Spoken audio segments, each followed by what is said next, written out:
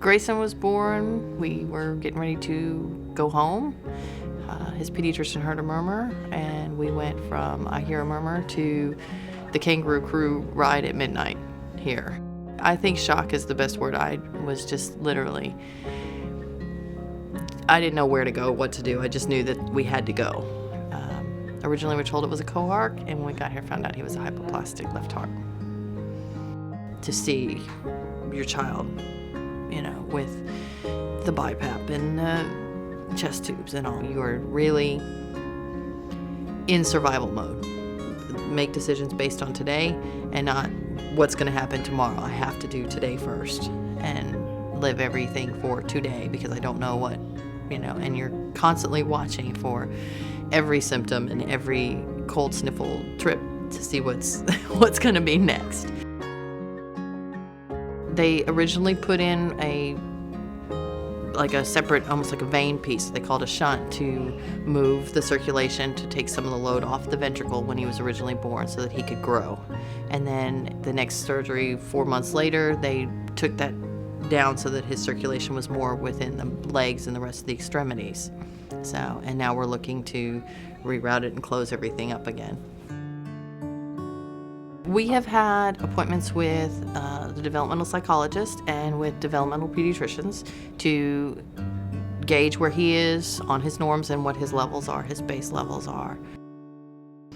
If you have a concern, you can go back and say, okay, I've been watching for this and we're not getting it even though we're trying, we're still really struggling with it. Should we come in and recheck, or do I need to see somebody?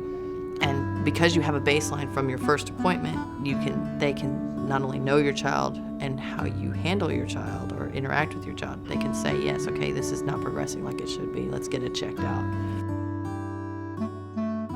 He spoke very, and I almost want to say mush mouth, or it's like marble. It's like he was talking around, as like if you put a marshmallow in your mouth and you were talking around it. And it was not, you could tell that he was trying, and you could tell he was frustrated with trying, but that it wasn't coming out like he wanted it to. And it was making him act out. He was getting, stomping the feet and hitting and pushing because he couldn't get his point across. So I knew we needed to have it looked at. To me, as a mom, it makes me feel a whole lot better, more confident in the care, because any medical care is whole body. There's just not, you can't just look at the brain and say, oh, it's your brain, but then their legs don't work, and not see somebody to affect what's going on with the legs. So it's the same with the heart, with the circulation that's different, or there's a trauma to any body part, surgery being trauma, there's always the risk of some sort of developmental issue or a delay.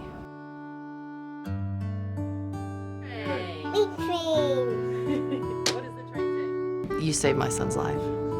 Truly, honestly, had we been home, he would not have been. We would not have him.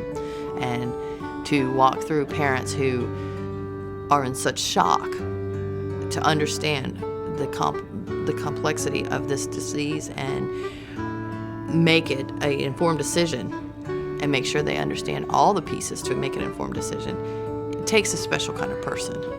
You have to love what you do to be able to do that. And the doctors and the nurses and the staff here at Texas Children's show that that's what they do. They love their jobs.